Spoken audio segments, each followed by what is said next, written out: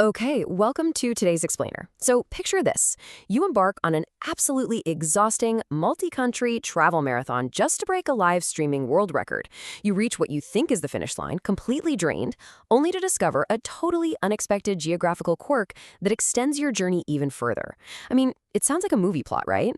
But how far would you push your own physical limits to capture a moment in history? Today, we are breaking down the wild, unfiltered, and just deeply exhausting journey of internet personality IShowSpeed's accidental five-country marathon. Let's get into it.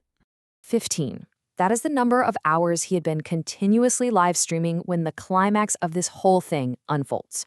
We're talking no off-camera naps, no breaks from his audience, literally just constant, unyielding, high-energy broadcasting while navigating international borders and airports.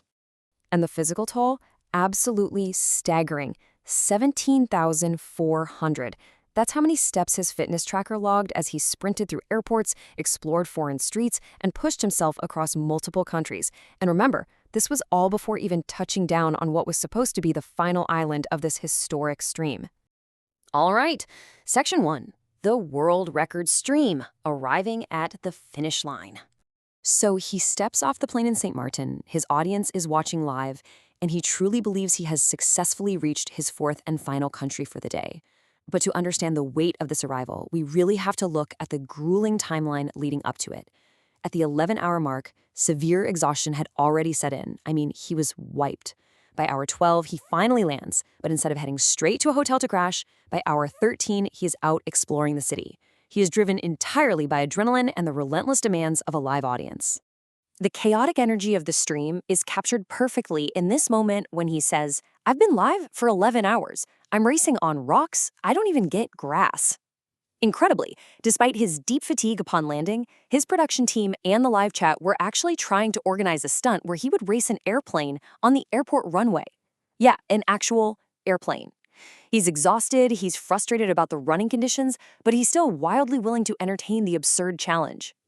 Moving on to Section 2, island vibes and exhaustion. Once he finally gets past customs and, those crazy runway antics, he dives headfirst into the vibrant local culture of St. Martin. He quickly compares the energetic vibe to South Beach, Miami. He starts exploring the capital, Phillipsburg. He gets a taste of authentic local cuisine, trying dry-baked Johnny cakes and stopping at a spot called Captain Organic for ribs and mac and cheese.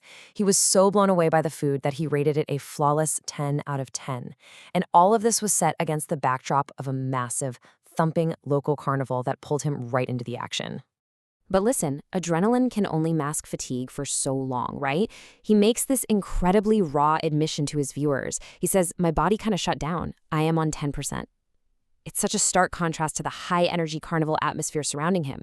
Even as he's literally dancing on top of speakers and hyping up massive crowds in the street, his internal physical battery is completely flashing red. Section 3. The press conference. Midstream, absolutely exhausted and running on just 10% battery, he somehow finds himself seated at an official press table alongside the actual Minister of Tourism for St. Martin to celebrate the record. During this whole surreal setup, a reporter from a lifestyle magazine poses a fantastic question. What are your essentials when traveling the world?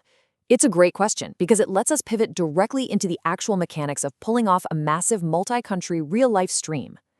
And his answer? Rapid fire and incredibly telling. His travel essentials aren't luxury items, they are simply his phone and cameras, bananas for quick energy, his deeply trusted production team, specifically Henry and Rudy, who kept all the tech running, and crucially, the live chat. He flat out states that if he can't see the chat, he can't stream. The audience is literally the fuel keeping him moving forward. It's a total symbiotic relationship. But beyond the tech and the bananas, when asked what advice he has for young travelers, he offered this surprisingly profound and grounded thought. He said, "Accept people for who they are. We're all humans at the end of the day." I think it just shows that despite the chaotic persona we see on screen, the core of his marathon was genuinely about embracing different cultures and recognizing our shared humanity. Which brings us to Section 4, a geographic plot twist. So, just as he thinks his record of 4 countries in one day is totally secured, celebrated, and finalized, a completely unexpected revelation hits.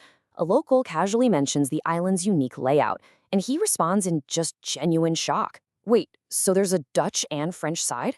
Two different countries, but it's one island? His mind is visibly blown as he realizes a fifth country isn't a plane right away. It's right there on the same piece of land. Okay, so quick geography lesson because the setup making this possible is entirely unique. The island is divided into two distinct nations. On one side, you have St. Martin, the Dutch side, with its capital in Philipsburg, which is where he currently was. On the other side, you have St. Martin, an overseas collectivity of France, with its capital in Margaux. Two countries, one island. So the absolutely crucial point here is this number, 15. But this time, it's minutes. That is how many minutes away the French border was by car. He had already hit 4 countries. An entirely new 5th country was literally just a frantic 15-minute drive away. No way he's passing that up, right? Section 5. 5 countries, 1 day. It turns into a climatic, chaotic dash to the border. He's stumbling, he's dizzy, and he's straight up admitting to his live chat that his body is physically shutting down.